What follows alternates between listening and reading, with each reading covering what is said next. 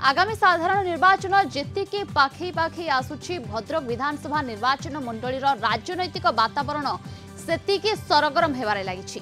प्रमुख राजनैतिक दल बीजेडी बीजेपी और कांग्रेस रु किए एथर प्रार्थी हेबे ताहाकु नै आलोचना पर्यालोचना जोर धरिछि। सेहिपरि एही विधानसभा निर्वाचन मंडली विशेष कर बीजेडी और बीजेपी रो प्रार्थी हेबा पई अनेक आशायी अछंती। भद्रक रे बीजेडी रु आशायी तालिका रे अछंती वर्तमान रो विधायक संजीव मल्लिकंक सह अश्वित पटनायक जगन्नाथ स्वाई और रामचंद्र बेहेरा।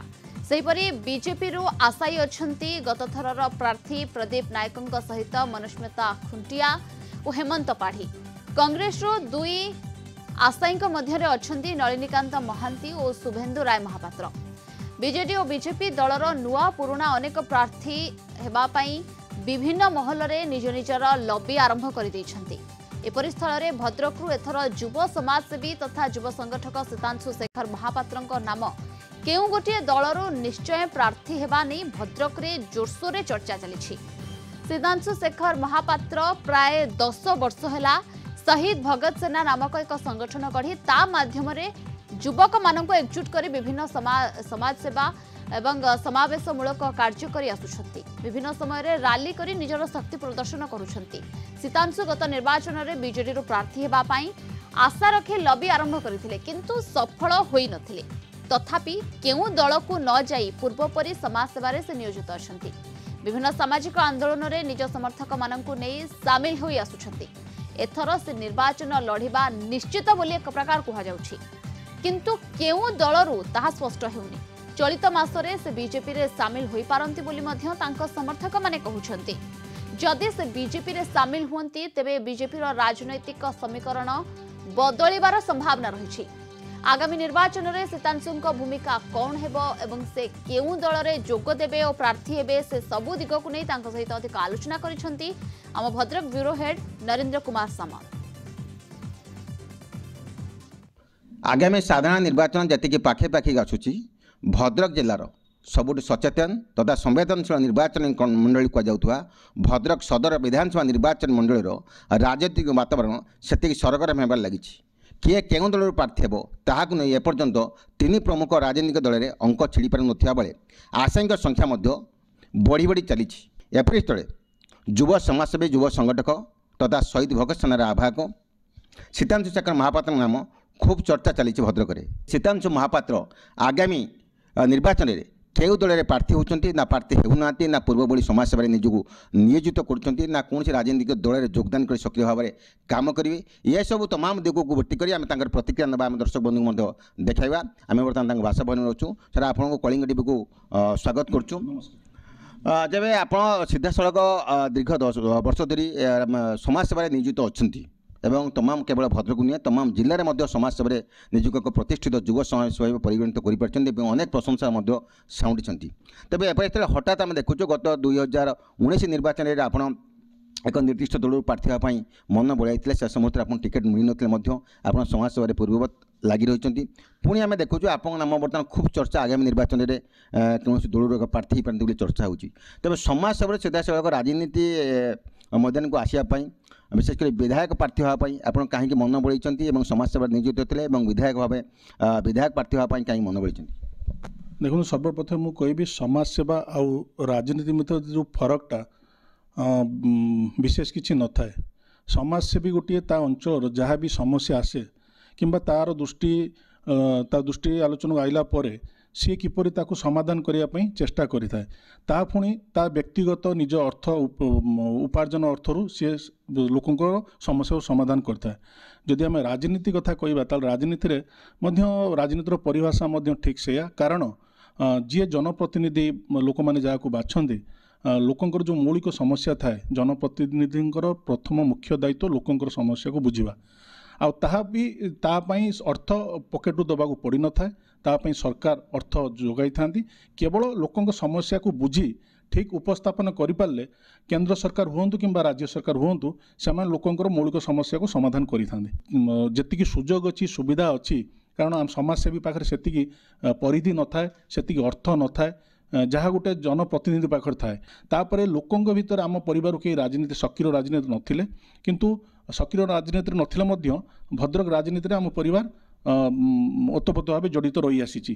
ଯେତେବେଳେ ମୁଁ ସମାଜର ଗୋଡ଼ କାଢ଼ିଲି, ଯେତେବେଳେ ମୁଁ ପରିଚିତ ହେଲି ସମାଜସେବୀ ହିସାବରେ, ଲୋକମାନଙ୍କର ବିଶେଷ ଗୋଟେ ଅନୁରୋଧ ରହିଲା, ଆପଣ ସକ୍ରିୟ ରାଜନୀତିକୁ ନିଜେ ଆସନ୍ତୁ ଏବଂ ଯେଉଁ ସମସ୍ୟା ଭଦ୍ରକ ଜିଲ୍ଲାରେ ବିଗତ ଦିନ ଧରି ରହିଆସିଛି ତାକୁ ସମାଧାନ କରନ୍ତୁ। ସେଥିପାଇଁ ମୁଁ ମନ ବଳେଇଲି ସକ୍ରିୟ ରାଜନୀତିକୁ ଆସିବା ପାଇଁ। ତେବେ ଆପଣଙ୍କ ନାମ ବର୍ତ୍ତମାନ ଯେତେ ଗତ ନିର୍ବାଚନରେ ଆପଣ ବିଜେଡ଼ିରୁ ଟିକେଟ୍ ପାଇଁ ମଧ୍ୟ ଆଶାୟୀ ଥିଲେ ଏବଂ ଯାହା ଚର୍ଚ୍ଚା ଜୋରଦାର ଧରିଥିଲା ଏବଂ ଆସନ୍ତା ନିର୍ବାଚନରେ ଆପଣ ନିର୍ଦ୍ଦିଷ୍ଟ କୌଣସି ଦଳକୁ ବିଜେପି ଏବଂ ବିଜେଡ଼ି ରୁ ଆପଣଙ୍କ ଆଶାୟୀ ଅଛନ୍ତି କି ଯେ ପ୍ରାର୍ଥିତ୍ୱ ହେବା ପାଇଁ, କିମ୍ବା ଅନେକ ଲୋକ ଯାହା ବର୍ତ୍ତମାନ ଚର୍ଚ୍ଚା ହେଉଛି ଆପଣଙ୍କ ଯୋଗାଯୋଗରେ ଅଛନ୍ତି, ଆପଣଙ୍କ ସହିତ ମଧ୍ୟ ଯୋଗାଯୋଗରେ ଅଛନ୍ତି ନିଜ ଦଳକୁ ଆପଣଙ୍କ ଭଳି ଜଣେ ଦୃଢ଼ ସଂଗଠକ, ଦୃଢ଼ ଯୁବ ନେତୃତ୍ୱକୁ ନେବା ପାଇଁ?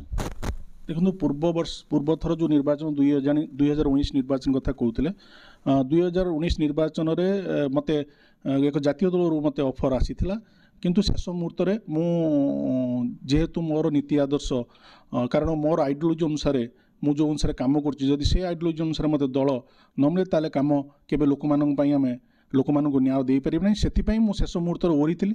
ତ ବର୍ତ୍ତମାନ ଆପଣ ଯେଉଁ କଥା ମୋତେ ପଚାରୁଛନ୍ତି କେଉଁ ଦଳକୁ ମୁଁ ଚୟନ କରିବି, ମୁଁ ପ୍ରଥମରୁ କହି ଆସିଛି ମୁଁ ସାଲିସ ବିହୀନ ରାଜନୀତି ଉପରେ ବିଶ୍ୱାସ କରେ, ମୁଁ ସାଲିସ କରିବି ନାହିଁ। ତ ମୋର ପ୍ରଥମ ରହିବ ମୋତେ ବିଚାରଧାରା, ମୋର ନୀତି ଆଦର୍ଶକୁ ମ୍ୟାଚ୍ କଲା ଭଳିଆ ଯେଉଁ ଦଳ ମୋତେ ଅଙ୍କୁଶ ଲଗାଇବ ନାହିଁ, ମୁଁ ସେ ଦଳକୁ ଚୟନ କରିବି।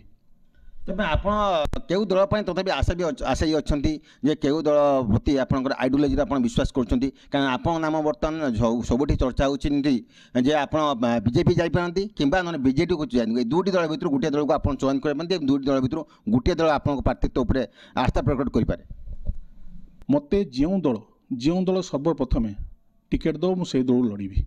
ମୁଁ ମନସ୍ଥ କରିଛି 2024 ଇଲେକ୍ସନ୍ ମୁଁ ନିଶ୍ଚିନ୍ତ ଲଢ଼ିବି ଏବଂ ବିଜେପି ହେଉ କିମ୍ବା ବିଜେଡ଼ି ହେଉ, ଯେଉଁ ଦୁଇଟି ଦଳ ମଧ୍ୟରୁ ଯେଉଁ ଦଳ ମୋତେ ସର୍ବପ୍ରଥମେ ଟିକେଟ୍ ଦେବ ସେଇ ଦଳରେ ମୁଁ ପ୍ରାର୍ଥିତ୍ୱ ହେବି। ତେବେ ଏପରିସ୍ଥଳେ ଯେଉଁ ଜାତୀୟ କଂଗ୍ରେସ ଦଳ ବର୍ତ୍ତମାନ ତାହାର ଯେଉଁ ଯାହା ସ୍ଥିତି ଦେଖାଯାଉଛି ଭଦ୍ରକରେ ଦେଖାଯାଉଛି ଏବଂ ସେଭଳି ସ୍ଥିତିରେ ଜଣେ ଦୃଢ଼ ନେତୃତ୍ୱ ଯୁବ ନେତୃତ୍ୱକୁ ଦଳ ବର୍ତ୍ତମାନ ଚାହୁଁଛି।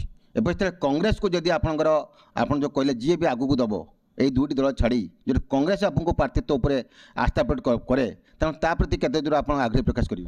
দেখুন, কংগ্রেস এক জাতীয় দল। বিগত বর্ষ মানকরে কংগ্রেস অনেক রাজ্যের দীর্ঘ বর্ষ ধরি শাসন ভার সম্ভাড়ি আসিছি এবং বর্তমান যে পরিস্থিতি অছি কংগ্রেসর মু সেথিপাই চিন্তা করি নাই বর্তমান যদি বিজেপি বিজেডি মতে ন করন্তি প্রার্থী তাহলে মু কংগ্রেসକୁ ଯିବି କି ନାହିଁ ମୁଁ ସେଥିପାଇଁ ପ୍ରସ୍ତୁତ ହୋଇନାହିଁ।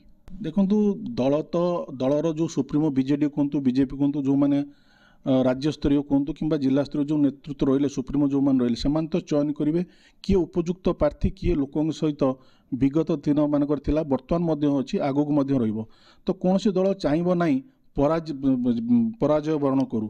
ସବୁ ଦଳ ମାନସିକ ଭାବେ ପ୍ରସ୍ତୁତ ଅଛନ୍ତି ବିଜୟର ମୁକୁଟ ପିନ୍ଧିବା ପାଇଁ। ଯଦି ଆପଣ ଯେଉଁ କଥା କହିଲେ ଯଦି ମୋତେ ଶେଷ ମୁହୂର୍ତ୍ତ ପର୍ଯ୍ୟନ୍ତ ନ ମିଳେ ତାହେଲେ ମୁଁ କ'ଣ କରିବି, ମୋର ଉତ୍ତର ହେଲା ଆପଣ ଖୁବ୍ ଶୀଘ୍ର ମାନେ ନୂଆ ବର୍ଷରେ ପ୍ରଥମ ଯେଉଁ ଜାନୁଆରୀ 15 ତାରିଖ ଭିତରେ ଆପଣ ଖବର ପାଇଯିବେ ମୁଁ କେଉଁ ଦଳରେ ସାମିଲ ହେଉଛି। ଆପଣ ଶେଷ ପ୍ରଶ୍ନ, ଯଦି ଆପଣଙ୍କର ତିନି ପ୍ରମୁଖ ରାଜନୈତିକ ଦଳ ବିଜେଡ଼ି ବିଜେପି ଏବଂ କଂଗ୍ରେସ ଏ ତିନି ଦଳରେ ଅନେକ ଆଶାୟୀ ଅଛନ୍ତି, ଶେଷ ମୁହୂର୍ତ୍ତ ଯଦି ଆପଣଙ୍କୁ କୌଣସି ଦଳ ଆପଣ ପ୍ରାର୍ଥୀ ନ କରେ ତେଣୁ ଆପଣ ସମର୍ଥକ ବା ଆପଣ ଆଗାମୀ ଦିନରେ ଆପଣଙ୍କର ଭୂମିକାଟା କ'ଣ ହେବ ସ୍ପଷ୍ଟ ଭାବରେ କହିବେ କି? ଦେଖନ୍ତୁ, ମୁଁ ଆଉ ଥରେ କହୁଛି ସାଲିସ ବିହୀନ ରାଜନୀତି କରିବି। ମୁଁ ଚାହେଁନି ମୁଁ କାହାକୁ ସାଲିସ କରେ କିମ୍ବା ମୁଁ ଚାହେଁନି ମୋତେ କିଏ ସାଲିସ କରୁ। ଲୋକମାନେ ମନସ୍ଥ କରିଛନ୍ତି ଏଥର ମୋର ସମର୍ଥକ, ମୋର ଯେଉଁମାନେ ବୁଦ୍ଧିଜୀବୀ ଅଛନ୍ତି ମୋ ସହିତ, କିଛି ସାମ୍ବାଦିକ ବନ୍ଧୁ, ଶୁଭେଚ୍ଛୁ ମଧ୍ୟ, ପ୍ରଶଂସକ ମଧ୍ୟ ଅଛନ୍ତି, ସେମାନେ ମୋତେ କହିଛନ୍ତି ସକ୍ରିୟ ରାଜନୀତିକୁ ପଦାର୍ପଣ କରିବା ପାଇଁ, ସକ୍ରିୟ ରାଜନୀତିକୁ ଓହ୍ଲାଇବା ପାଇଁ। ତ ସେଥିପାଇଁ ମୁଁ ମାନସିକ ଭାବେ ପ୍ରସ୍ତୁତ ଅଛି। ମୁଁ ଏଥର 2024 ନିର୍ବାଚନ ନିଶ୍ଚିତ ଲଢ଼ିବି। ଯଦି କୌଣସି ଜାତୀୟ ଦଳ ହେଉ କିମ୍ବା ଆଞ୍ଚଳିକ ଦଳରୁ ମୋତେ ଟିକେଟ୍ ନ ମିଳେ ମୁଁ ସ୍ୱାଧୀନ ଭାବେ ଲଢ଼ିବା ପାଇଁ ମଧ୍ୟ ମାନସିକ ଭାବେ ପ୍ରସ୍ତୁତ ଅଛି। ଏହା ଥିଲେ ଯୁବ ସମାଜସେବୀ ଯୁବ ସଂଗଠକ ତଥା ଶହୀଦ ଭଗତ ସିଂହର ଆବାହକ ଯିଏକି ଯୁବ ସମାଜକୁ ବର୍ତ୍ତମାନ ଭଦ୍ରକରେ ନେତୃତ୍ୱ ଦେଉଛନ୍ତି। ସେ ସ୍ପଷ୍ଟ ଭାବରେ କହିଛନ୍ତି ଆଗାମୀ 2024 ନିର୍ବାଚନରେ ସେ ନିଶ୍ଚିତ ଭାବରେ ପ୍ରାର୍ଥୀ ହେବେ, କୌଣସି ଦଳରୁ ପ୍ରାର୍ଥୀ ହେବେ। ଯଦି କୌଣସି ଦଳରୁ ପ୍ରାର୍ଥୀ ନୁହନ୍ତି ସ୍ୱାଧୀନ ପ୍ରାର୍ଥୀ ହେବାର ମଧ୍ୟ ସମ୍ଭାବନା ଅଛି, କାରଣ ତାଙ୍କ ଶୁଭେଚ୍ଛୁ ଏବଂ ତାଙ୍କ ସମର୍ଥକମାନେ ବର୍ତ୍ତମାନ ଅଡ଼ି ବସିଛନ୍ତି ଅର୍ଥାତ୍ ଜିଦ୍ ଧରିଛନ୍ତି। ଆଗାମୀ ଦିନରେ ଚେତାଂଶୁ ଶେଖର ମହାପାତ୍ର ନିଶ୍ଚିତ ସକ୍ରିୟ ରାଜନୀତିକୁ ଆସନ୍ତୁ। ପ୍ରକୃତ ଦେଖିବାକୁ ବାକି ରହିଲା ପ୍ରକୃତରେ ଚେତାଂଶୁ ମହାପାତ୍ରଙ୍କ ପ୍ରତି କେଉଁ ଦଳ ଆସ୍ଥା ପ୍ରକଟ କରୁଛି ଏବଂ କେଉଁ ଦଳ ତାଙ୍କୁ ଆଗାମୀ ନିର୍ବାଚନରେ ବିଧାୟକ ପ୍ରାର୍ଥୀ ଭାବେ ଟିକେଟ୍ ଦେଉଛି ତାକୁ ଭଦ୍ରକବାସୀ ସମସ୍ତେ ଅନାଇ ବସିଛନ୍ତି। ଭଦ୍ରକ ଭିଡ଼ିଓଗ୍ରାଫର ଜୟନ୍ତ ବାରିକଙ୍କ ସହ ନରେନ୍ଦ୍ର ସାମଲ, କଳିଙ୍ଗ ଟିଭି।